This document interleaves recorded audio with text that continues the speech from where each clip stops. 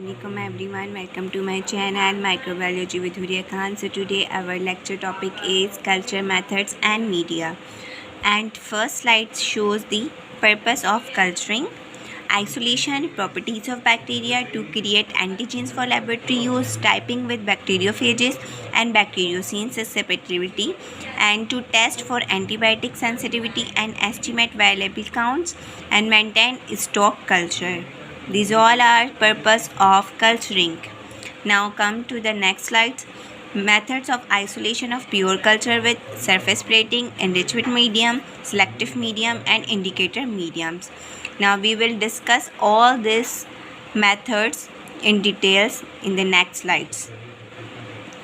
And this picture shows the growth of microorganism in different tubes and different organism. Obligate aerobes वो होते हैं जिनमें any how जिनको oxygen चाहिए होता है ग्रो करने के लिए. अब जैसे ही आप ट्यूब में देख रहे हैं ये ग्रोथ है और ऊपर इसके ऊपर ही ऊपर ग्रोथ आई हुई क्योंकि इनको ऑक्सीजन चाहिए एनी हाउ, तो ऊपर ग्रोथ आ रही है. फैकल्टेटिव एनारोब्स यानी वो ऑर्गेनिज़म जो है ऑक्सीजन के प्रेजेंस में और एब्सेंस में भी ग्रो कर लेंगे, उनको फैकल्टेटिव एनारोब्स कहते हैं. जैसे कि ऊपर आपको ग्रोथ नज़र आ रही है और नीचे भी नज़र आ रही है. ठीक है. ऑब्लिगेट एनारोब्स मतलब जिनको ऑक्सीजन चाहिए ही नहीं ग्रो करने के लिए, ऑक्सीजन नहीं होना चाहिए, तो इसलिए आपको बिल्कुल डीप में इनकी ग्रोथ नज़र आ रही है. एरो टॉलरेंट एनारोब्स मतलब एरो टॉलरेंट मतलब जो कि ऑक्सीजन को टॉलरेट कर सकें ना, तो एरो टॉलरेंट उनको कह रहे हैं. तो देखें आपको ये बिल्कुल नीचे ज़्यादातर इसकी ग्रोथ नज़र आ रही है. उसके बाद माइक्रो एरोफिलिक जिनको बहुत ही कम ऑक्सीजन की क्वांटिटी चाहिए होती है ग्रो होने के लिए, जैसे नीचे आप बीच में सेंटर में इसकी ग्रोथ नज़र आ रही है आपको. ठीक है. उसके बाद हम चलते हैं कि मेथड्स पर. मेथड्स कौन कौन से होते हैं जिससे आइसोलेट होता है बैक्टीरिया? वो होते हैं strict culture, stock, stabbing, pure plate, liquid culture, special methods for anaerobic culture. ठीक है. How to inoculate a culture plate, हम किस तरह से प्लेट को इनुक्लेट करते हैं वो भी प्रोसीजर हमें आना चाहिए ना. तो plate provide large surface for isolation observation of colonies using a sterile loop और a strike swab streak your sample on the petri plate. Important, let your sterilized loop cool before you pick up your sample. अच्छा, अब जब आप क्या करते हैं, जब आप बंसिंग बर्नर पे अपना वाइल्ड लूप लेते हैं और उसको स्टेरिलाइज कर रहे होते हैं, तो उसके आप क्या करते हैं फ़ौरन ही उसकी बैक्टीरियल कॉलोनी को टच करते हैं और फिर जो है आप स्टिक कर रहे होते हैं या जो है लॉनिंग वगैरह या जो भी आप करते हैं, तो वो नहीं करना चाहिए. पहले आप अगर आपने बंसिंग बर्नर पर वाइल्ड लूप को स्टेरिलाइज किया है तो उसके बाद आप उसको थोड़ा टाइम दे, थोड़ा कूल करें, उसके बाद जाके कॉलोनी को पिक करें, दैन मीडिया के ऊपर स्टिक करें. ठीक है. ये प्रॉपर प्लेटिंग मेथड होता है, स्टिक प्लेट मेथड. अब हम आगे चलते हैं.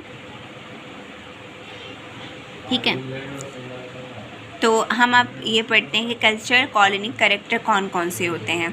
Required for the nutritive values for microbial cultivation and growth in lab के अंदर जो होंगी वो इन विट्रो होंगी, और जो एनिमल वगैरह के अंदर होती हैं वो इन वीवो कल्टीवेशंस की जाती हैं. अब उनमें हम कौन कौन से करेक्टर देखेंगे, उसमें शेप देखेंगे, उसमें साइज़ देखेंगे, उसमें एलिवेशंस देखेंगे, मार्जिन देखेंगे और कॉन्वेक्सिटी देखेंगे और पिगमेंटेशन देखेंगे. ये सारी चीज़ें हैं कल्चर कॉलोनी करेक्टर्स. ठीक है. अब ये देखें, मैं पिक्चर से भी बताती हूँ आपको. ये क्या है, सर्कुलर है तो ये शेप में आ जाएगा, ये सारे शेप हैं. Irregular, फ्लेमेंटियस, rhizoid. एलिवेशन मतलब कि किस तरह की है, अगर इस तरह की होगी तो राइज्ड है, अगर ऐसे थोड़ी उठी हुई होगी तो कॉन्वेक्स है, ऐसी बिल्कुल सीधी कॉलोनी आ रही है तो फ्लैट है, अगर यूं करके और इस तरह अम्ब्रेला की उसमें आ रही है तो ये यूबन्योट है, और थोड़ी बीच से इस तरह की आ रही है तो क्रेटिफोरम है. ठीक है. रेटिफॉर्म. नीचे ये क्या है, इंटायर है इस तरह की. एंडुलेट इस तरह की होगी. फिलीफॉर्म मतलब कि इस तरह का एक डायमंड जैसा, उसके ऊपर इस तरह के फिलामेंट्स आपको नज़र आएंगे, तो फिलीफॉर्म है. कर्ल्ड इस तरह के कर्ल्ड बने हुए होंगे. ठीक है. लोबेट इस तरह की होगी बिल्कुल. ठीक है. इसके बाद आगे चलते हैं हम. अब आते हैं हम कल्चर स्ट्रक्चर्स पे. ये वही सेम है. ठीक है. फॉर्म्स हैं, एलिवेशंस हैं, और मार्जिन है। अब ये types of culture media, types कितनी हैं? बेस्ड ऑन कंसिस्टेंसी में क्या आ जाता है कि किस किस पे कंसिस्ट होते हैं मीडिया। एक तो सॉलिड होते हैं, एक लिक्विड होते हैं और एक सेमी सॉलिड होते हैं। तो अब केमिकल कंसिस्ट्यूएंट इंग्रेडिएंट्स में कौन कौन से आ जाते हैं? सिंपल, मीडियम, कॉम्प्लेक्स और सिंथेटिक और डिफाइंड और स्पेशल मीडिया। ये केमिकल बेस्ड होते हैं। ऑक्सीजन रिक्वायरमेंट में एरोबिक और एनारोबिक होते हैं। ओके। अब टाइप ऑफ मीडिया में आती है enrich media, enrichment media, selective media, indicator media, differential media, sugar media, transport media, media for biochemical reactions. अब एगार क्या होता है? एगर भी कहते हैं, गार सब अपनी जिसको जो इजी लगे वो बोलता है। एगर है क्या? एक सॉलिडिफाइंग एजेंट है जो कि यूज़ होता है सॉलिड मीडियम के लिए, और सीवीड्स, एल्गी यानी रेड एल्गी से इसको एक्सट्रैक्ट किया जाता है। इसमें कोई न्यूट्रिएंट वैल्यू, अगर हम ये सोचें कि भाई हमें एगर क्या प्रोवाइड करें, न्यूट्रिशन, नहीं, ऐसा नहीं होता। एगर सिर्फ और सिर्फ सॉलिडिफाई करता है मीडिया को। Not affected by the growth of the bacteria, melt हो जाता है 98 पर और 42 पर वो सॉलिडिफाई हो जाता है। यही इसकी एबिलिटी है जिसकी वजह से हम इसको मीडिया में यूज़ करते हैं। कंसनट्रेशन ऑफ एगर अगर सॉलिड होगा तो 2 to 5 जो है वो होती है सॉलिड मीडियम में। फर्दर हम डिस्कस करते हैं इसको। सॉलिड मीडियम में 2 to 5 एगार होगा, ठीक है। और उसमें किस तरह की कॉलोनी क्या आएगी? कॉलोनी मार्फोलॉजी, पिगमेंटेशन होगी, हेमोलाइसिस होगी, जो है न्यूट्रन या ब्लड एगार इसके लिक्विड मीडिया। उसमें जो है आग जाते हैं, उसमें ब्लड कल्चर होगा, isolation of pathogen from a mixture, जैसे कि न्यूट्रन ग्रोथ उसका एग्जाम्पल हो गया। सेमी सॉलिड मीडियम ये 0.5 पे जो है वो एगर पे कंसिस्ट होता है। और इसमें क्या देखते हैं हम? सेमी सॉलिड में कौन कौन से एग्जाम्पल हैं इसका? मोटिलिटी मीडियम, जेलेटिन, ट्रिप्टिक, सोए मीडियम, ठीक है। ये सेमी सॉलिड है।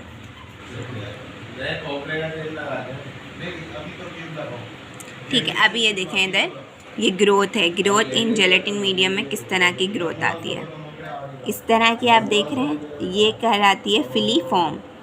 फिलीफॉर्म इस तरह की है, और इस तरह के दाने दाने से ये बेडेड है, बेडेड।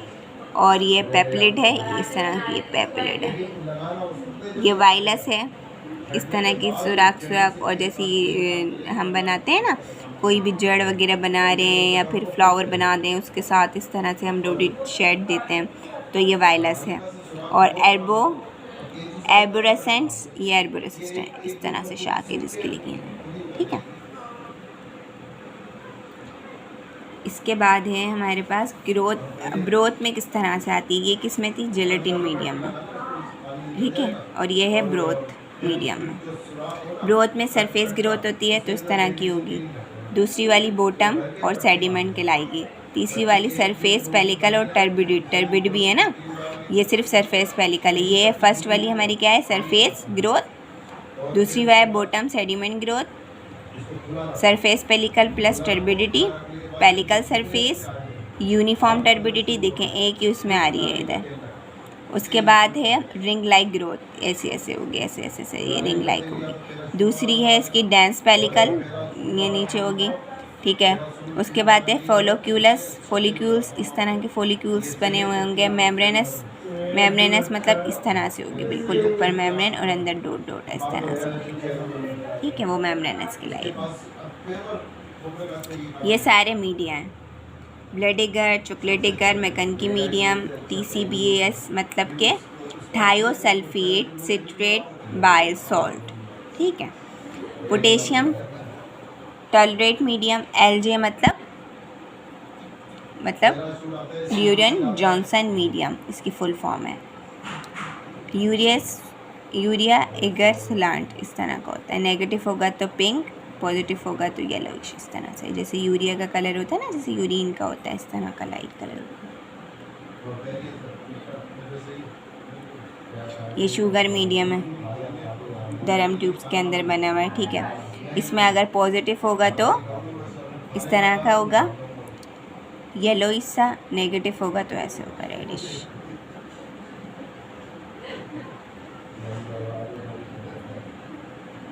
शुगर ब्रोथ विद धर्म ट्यूब्स इस तरह की होगी, ये कंट्रोल है नेगेटिव। ये देखिए फर्मेंटेशन हो गई है, इसमें बैक्टीरिया ने फर्मेंट कर लिया, शुगर को इसमें भी कर लिया। अच्छा, ऑक्सीडेटिव टेस्ट इस तरह का होता है, इंडोल टेस्ट इस तरह होता है, ये पॉजिटिव ये नेगेटिव। सिट्रस टेस्ट इस तरह का से हम करते हैं। TSI एगार मतलब ट्रिपल शुगर आयरन एगार, इसमें 3 शुगर से मिलकर बनता है, ग्लूकोज, लैक्टोज और सैक्रोज। आयरन सोल्ट यानी फेरिक सिट्रेट होता है इसमें आयरन की जो इनको एबिलिटी है। फिनॉल रेड इंडिकेटर होता है, pH इसका 7.4 होता है। सिग्निफिकेंस ऑफ कल्चर मेथड, अब ये इनकी सिग्निफिकेंस आ गए भाई कि to isolate bacteria in pure culture, demonstrate their properties, ये सारी इसकी क्या है, बैक्टीरियोसिन और bacteriosusceptibility to estimate viable maintain stock culture, ये these all are significance. Culture method कौन कौन से होते हैं, streak culture, non culture, stock culture, step culture, pure plate method, liquid culture और एनारोबिक कल्चर मेथड। अब सबसे पहले स्ट्रीक कल्चर। स्ट्रीक कल्चर में आप क्या करते हैं, आइसोलेशन के लिए वाइल्ड लूप को यूज़ करते हैं। स्पेसिमेन को आप क्या करते हैं, मीडिया के ऊपर लगाते हैं, पहले इनोकुलेट करते हैं बैक्टीरिया कल्चर मीडिया से, सॉरी जो आपका कल्चर है, जो आपका सैंपल है स्पेसिमेन, उसको लेंगे वाइल्ड लूप से और उसको स्ट्रिक कर देंगे मीडिया के ऊपर, स्ट्रिकिंग करेंगे, that is called striking culture. और फिर इनक्यूबेट कर देंगे उसको 24 आवर्स के लिए, फिर देखेंगे ग्रोथ आई है नहीं, पॉजिटिव होगी तो फिर इस तरह से स्ट्रीकिंग होती है। ठीक है, ये 3 वे स्ट्रीकिंग कहलाती है, अगर यहाँ भी होती तो 4 वे होती। लॉन कल्चर मतलब कि हम जो लिक्विड मीडिया होता है, ठीक है, उसको मीडिया के ऊपर डालते हैं सॉलिड में, मतलब वो स्पेसिमेन होता है, सस्पेंशन होता है जो कि बैक्टीरियल होता है, वो हम डालते हैं, जो सैंपल होता है हमारे पास वो हम बैक्टीरिया मीडिया पे डालते हैं और उसको बिल्कुल स्वाब से बिल्कुल फैला देते हैं। ये बैक्टीरियोफेज टाइपिंग के लिए काम आते हैं, एंटीबायोटिक सेंसिटिविटी टेस्टिंग के लिए भी काम आता है। देखिए इस तरह से होता है, लॉनिंग करके फिर उसमें हम एंटीबायोटिक लगाते हैं। इसके बाद स्टॉक कल्चर, जो कि हम स्टॉक करने के लिए यूज़ करते हैं, ठीक है, वो स्लोब या स्लांट की फॉर्म में भी होता है। इसके क्या करता है, प्योर ग्रोथ बैक्टीरिया की प्रोवाइड करता है, ग्लूटिनेशन और जितने भी डायग्नोस्टिक टेस्ट होते हैं उसके लिए हम इसको यूज़ करते हैं, प्योर ग्रोथ मिल जाती है हमें इसमें स्टॉक में। स्टेप मतलब स्टेबिंग, जो कि बिल्कुल स्ट्रेट वायर से हम करते हैं, बीच में डालते हैं सॉलिड मीडियम के जेलेटिन ग्लूकोज एगार के, और जो है उसको हम लॉन्ग स्ट्रेट चार्ज वायर को बीच में डालते हैं और इनकुलेट करते हैं। इसमें क्या होता है, डेमोस्ट्रेट करता है जिसको ऑक्सीजन रिक्वायरमेंट की बैक्टीरिया की, ये सारी चीज़ें करवाता है और स्टॉक कल्चर को मेंटेन करता है। जेलेटिन लिक्विफिकेशन इस तरह से होती है, ये ऑक्सीडेशन है, फर्मेंटेशन मीडिया में।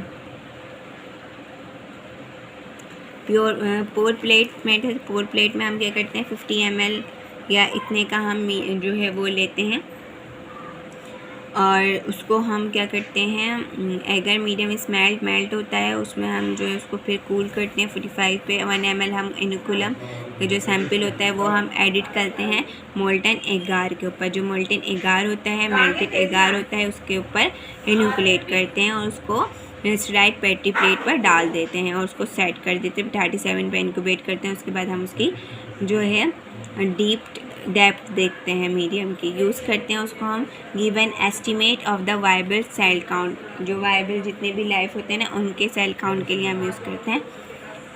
Quantitative urine culture, quantitative urine culture के लिए भी हम इसको यूज़ करते हैं। इसलिए लिक्विड कल्चर्स कौन कौन से होते हैं, अच्छा ये जो होते हैं ये चार्ज, इनको भी हम क्या करते हैं, touching with a charge loop by adding the inoculum with pipette Juster और सिरिंजेस, उनसे हम इनको इनोकुलेट करेंगे। स्टेरिलिटी टेस्ट के लिए यूज़ करते हैं लिक्विड मीडियम को, और कंटिन्यूस कल्चर मेथड्स के लिए यूज़ करते हैं, लेकिन इसमें हमें प्योर जो है वो ग्रोथ नहीं मिलती है, इसका डिसएडवांटेज हो गया।